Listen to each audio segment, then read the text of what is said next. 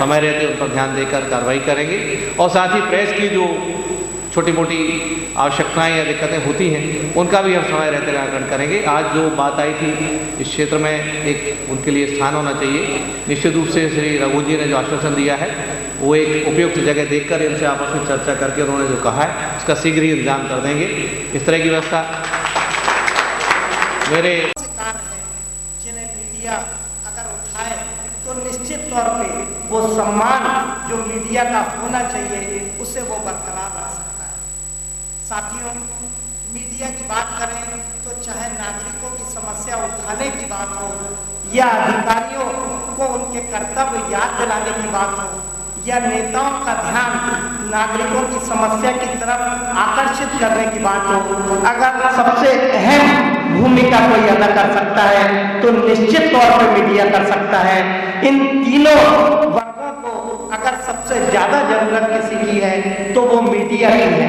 लेकिन कई बार मीडिया अपनी भूमिका छोड़ के, अपना जो कर्तव्य है उसे छोड़ के, हम देखते हैं कि इलेक्ट्रॉनिक मीडिया की बात करें, लेकिन उनके आदेश अनुसार इस क्षेत्र में नगर पालिका शाखा द्वारा समस्त पत्रकारों के लिए पत्रकार भवन बनाने की घोषणा मैं करता हूँ। यहाँ से इतना भर मैंने कहा, आपके साम्राज्य में इतना अंधेरा क्यों रहा। एक दिन सूर्य से इतना भर मैंने कहा, आपके साम्राज्य में इतना अंधेरा क्यों रहा।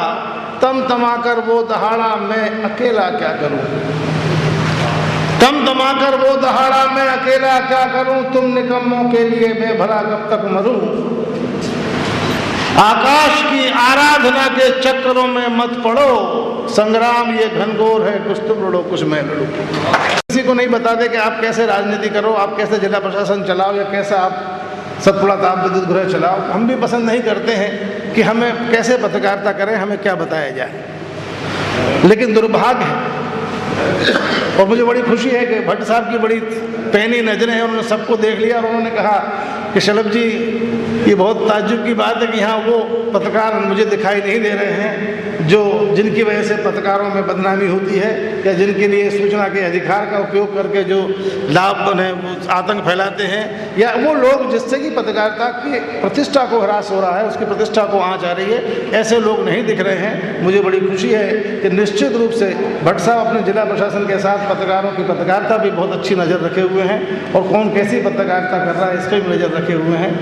तो मैं उम्मीद रखूँगा कि अपने ज़िले के साथियों को, पत्रकारों को, कि वो हमेशा अपने काम में ईमानदारी के साथ काम करें, क्योंकि आपको निर्धारित वेतन और ये जो आज आपको वेतन मिल रहे हैं, चाहे रहमान साहब को वेतन मिल रहे हों या नितिन दत्ता को वेतन मिल रहे हों या जो बड़े अखबार जागरण, भास्कर, नवभारत और राज एक्सप्रेस, नई दुनिया के लोगों को यहाँ वेतन मिल रहे हैं, वो आप सबकी ताकत की वजह से ही मिल रहे हैं।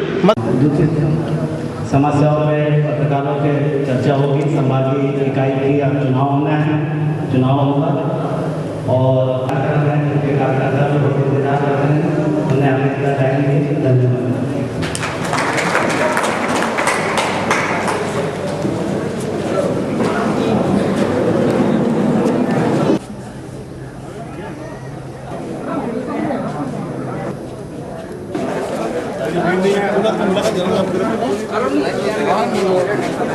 हम उनके